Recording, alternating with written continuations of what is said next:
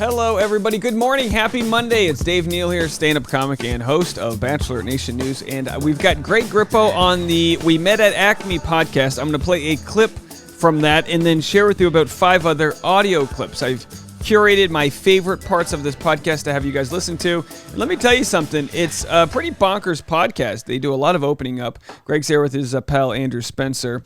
Some of the quotes that were said. It felt too scripted. I didn't leave my bed for 10 days. I was so embarrassed, ashamed. My intention wasn't to gaslight her at all. Our chapter is over, that being her, Greg Grippo and Katie Thurston. We'll get into this whole thing, but do me a favor, hit the subscribe button and like this video, preferably an odd number of times or just once. And also join the Patreon, patreon.com/Dave Neal. My new computer arrives Christmas Eve, and I'm going to be doing new Patreon live streams for you guys twice a week, where I actually take you behind the scenes of what I do to make the post-production of my videos. If you enjoy YouTube and want to know more about the behind the scenes and the algorithm, I'm just going to be screen sharing as I make these thumbnails. It's kind of fun. It's goofy. It's just a bunch of BS. It's all the work I do below the surface. So if you want to do that, go to patreon.com/Dave Neal. And we're at 174 Patreon members. When we hit 200, we're going to do a celebratory event. I don't know what it is. Probably a nice Patreon live stream, a special one. So let's get that number up to 200 sometime, hopefully around the new year. All right, let's get into it. By the way, so today we passed Nick Vial. We got to do a breaking news alert there. We passed Nick Vial in subscribers, but we're not at 50,000 yet. We need to get there by Thursday. Let's get to 50,000. Have that be your Christmas present to me. Hit the subscribe button if you haven't already. And also join the Vlogmas if you haven't already. All the fun gifts that are coming out there. We've got some real, you guys have given us custom-made mugs, t-shirts, socks, so many different fun things. You guys are all amazing. All right, let's get into it. I'll play this first clip from the We Met at Acme podcast, and then after that, I'll play some audio clips. And I'm curious if you did either, Andrew. Did you know what gaslighting was before that? No idea. No, I didn't know what that meant. I really didn't. And I still don't know what it means. Really. I felt like people were tossing around that word, and here I am, I'm truly trying to understand what people were trying to say, really manipulating her mindset, and that's the furthest thing from what I was trying to do. I wasn't communicating properly at all in that moment, but I felt like it would have been manipulative if I stayed after that. After I walked outside and made her, talk to me outside, I feel like that would have been manipulative of me.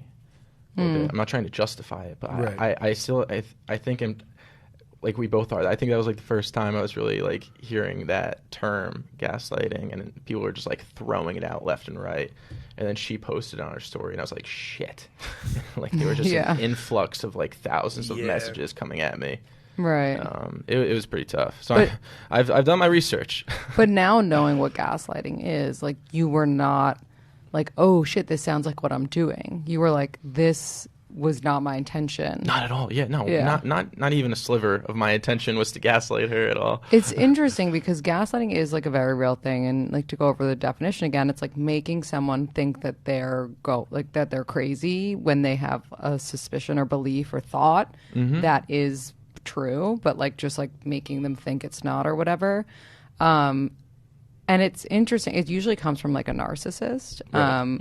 I don't know you that well, but it doesn't seem like you're a narcissist. Well, we'll never know for sure. Anyone who does Bachelor may or may not be a narcissist. I'm just kidding. Whoever does a YouTube channel competing against Nick Vial when he doesn't know he's in the competition may or may not be a narcissist. All right, but interesting thoughts on gaslighting. That might be the best way I've ever heard it described. We know, obviously, gaslighting has been a term that's thrown around left and right. I talk with my fiance Tasha about this. She'll accuse me of gaslighting. I'm like, what are you talking about? It's like if I misremember an event or something, you're accused of being gaslit.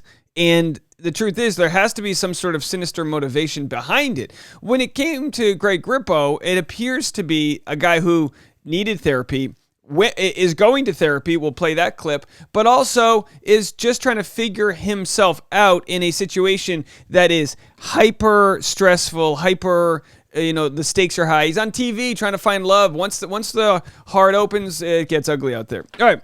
So again, and that's not to justify anyone who's been a victim of gaslighting or of other toxic situations. Was the conversation between Greg and Katie toxic? Yeah. There was a lot that was wrong with it. I'm sure many therapists could pick it apart.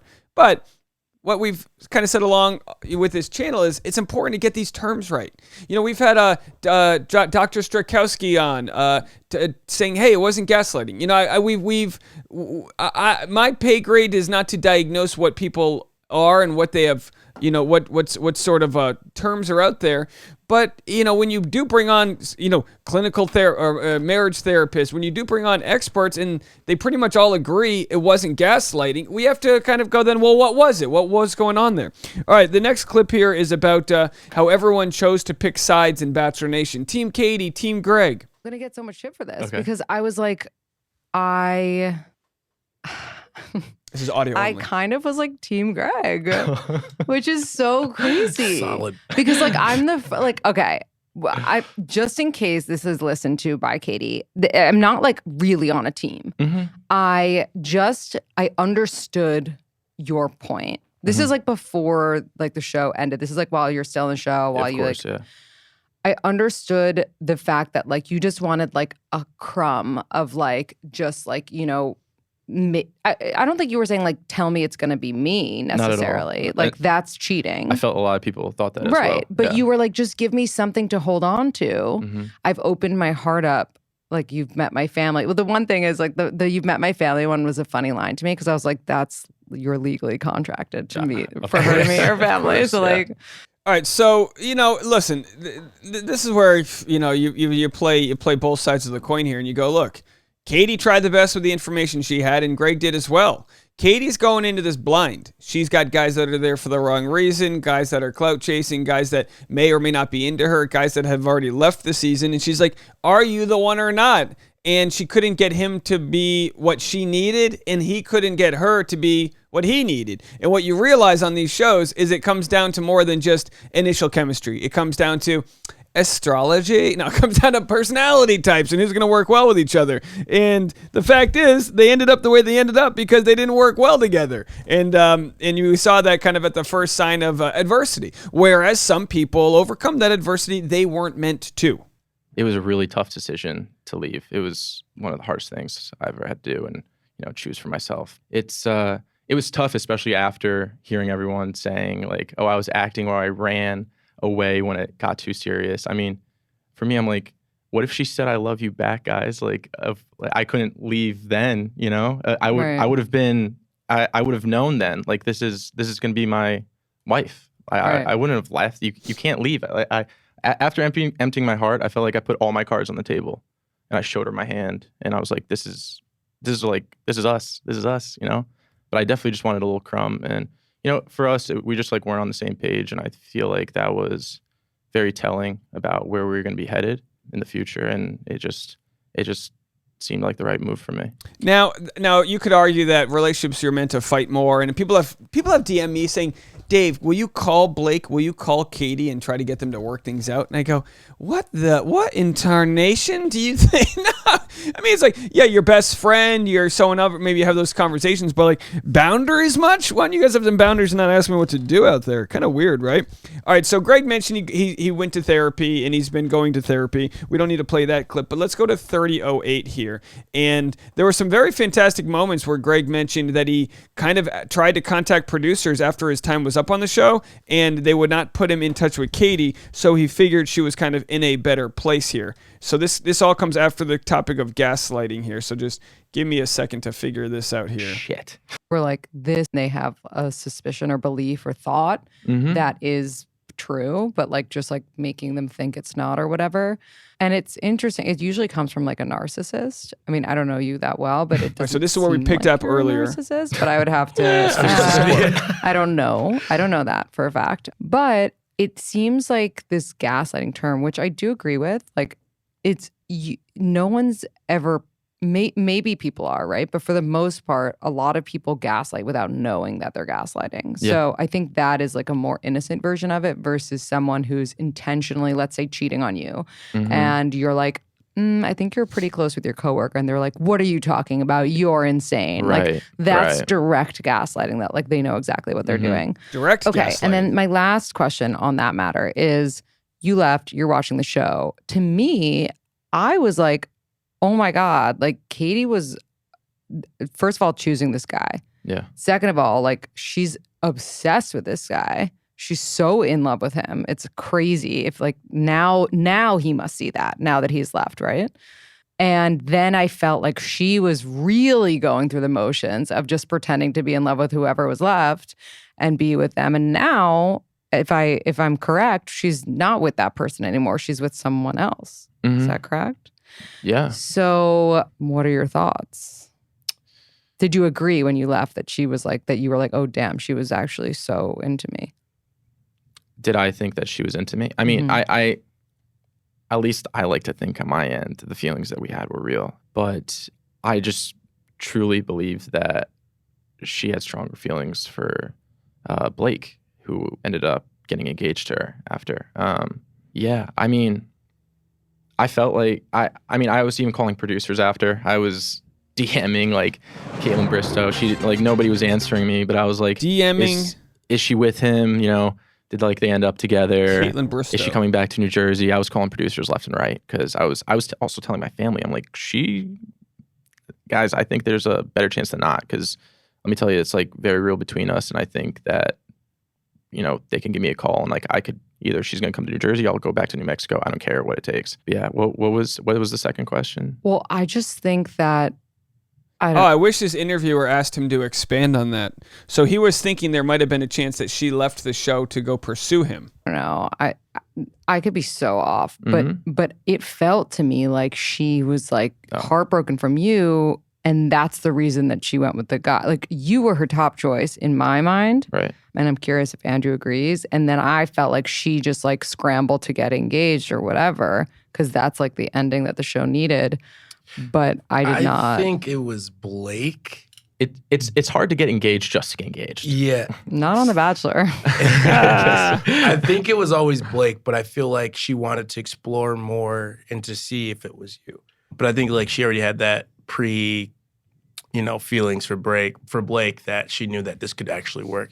I think she was still kind of fishing to see if this just is like a lust thing or whatever, like a crush that she had like with Greg, and actually could make it work in the outside world. So I definitely think she wanted you to go at least top 2 and then decide from there. But I don't know. I mean, I know she was infatuated with you, but I felt like she's the same way with Blake as well. So, But if that's true, then why isn't she with Blake anymore? Life. I mean, I think they had a tough situation. Like I said, I think before, that there was a long distance relationship thing. Like, he was in Africa. That's not easy. And just after being on the show where you can't see each other for a while because of airing, you don't want to spoil the season. So like, there were just not enough opportunities to be with each other, I feel. In my book, that leads to bad things in my eyes. But don't you feel like if you really want to be with someone, like, I just feel like some like celebrities sometimes will break up and they'll be like, oh, it's scheduling conflict. And it's like, scheduling conflict for your relationship? Like, nah. Like, you'll make it work. You'll find each other. I wouldn't say that's on Katie. I think that's on both parts. I think both of them should have decided to be with each other through, I mean, at least a couple months before deciding to make such a big leap away from each other. But yeah, I mean, we figured that out on my end. Between her and I, if we made it to that point, she told me she was going to come right to New York, which was huge for me. That was the biggest thing for me, because she understood how important family was to me, and she was like, I would never make you leave your mom. And that really, really made me invested in her, and I was like, I could totally see this with her. Yeah. Last thing on that, watching the conversation back, were you like, this is exactly what I would have said if I could just like rewrite it a little bit? The breakup? The breakup, and also when you came on like the after show. No. There's nothing you would have said differently? Oh, no. I would have, I think I would have done a lot differently. Probably not say Meryl Streep, huh? No, hey, you know what? I wish I was Meryl Streep. I'll stick to that. No, I would have definitely tried to have more patience, and I mean, there's nothing I feel like I could have done differently on the couch other than deliver my apology better towards her. And when Kaitlyn and Tasia first asked me, like, do I have any regrets? It was tough, because I was saying, like, oh, I try to live my life like no regrets, and I always like say, oh, everything happens for a reason and it'll play out the way it's supposed to. I was trying to like say, no, she's happy. She's with someone. I wasn't meaning like, oh, no, I didn't have any regrets of how the delivery went or anything like that. But also, here's the thing. I mean, after our hometown date, and I mean, I was in a fetal position back in my hotel room for about 48 hours. Producers kept on having to like get me because she used to tell me like her pool time, and I used to just sneak out and like wait by the fence to see if like I can like, you know, get a hold of her. You know? Okay, so what he's saying, and we'll just wrap it up here. You can go listen to the whole podcast. We met at Acme. It's called "You Can Gaslight Someone If You Don't Know What That Means," featuring Greg Grippo and Andrew Spencer. Is that Katie would tell him what time she'd be at her pool, which is like the break she would get. You know, I'm gonna go on. She gets to go by the pool for an hour, but you know, between filming. And Greg would go on his balcony and like see her and everything. And how cute is that? So, but how desperate. But I don't blame him. But how desperate, you know, you're sitting in your hotel room with nothing else to do. Maybe you have TV. Maybe that's it, right? You know, how many showers can you take? How many times can you, you know what I mean? But before you go wild. And so he's like looking out of his window trying to see if Katie's going to be hanging out. I mean, it builds an obsession. You ruminate. It's all these negative thoughts that the brain does in natural life when we don't have other life things to do. Whenever you're in a toxic situation, go get a hobby, go do something else, anything but overthink a bad relationship, right? So, you know, it just goes to show the despair that was going on. And when he says, you know, if I could change things, I do. Of course I regret what I said. Who doesn't? Who doesn't on this show regret what they say on the mental all or the after the final rose when their heart's right in the thick of things and they don't know how they want to express themselves in front of a large studio audience? So obviously Katie came off looking pretty bad at the mental all. And Greg looked like, you know, if you were on Katie's side, you thought that Greg, you know, he I'll say this. There were a loyal group of women, I would say women because it's the majority of the audience here, that stuck by Greg even throughout all of this, that never bought the narrative that Katie was being gaslit by Greg. And I would say more people than not now have empathized with Greg because they see that, you know, he's maybe not a bad guy, but he went on the show with a lot of rumors that he was a bad boyfriend, this, that, and the other.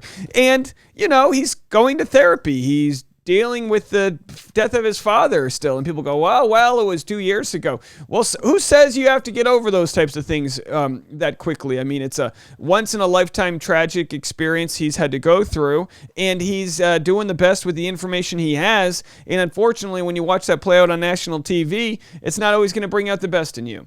Let me know what you guys think. Leave a comment, and by all means, I just ask everyone to challenge yourselves to think not just critically, but also graciously, and understand that these are just people that are trying to date, and we're watching on a TV show. All right, folks, would love to hear what you guys have to say. We'll talk to you in a little bit. Bye now.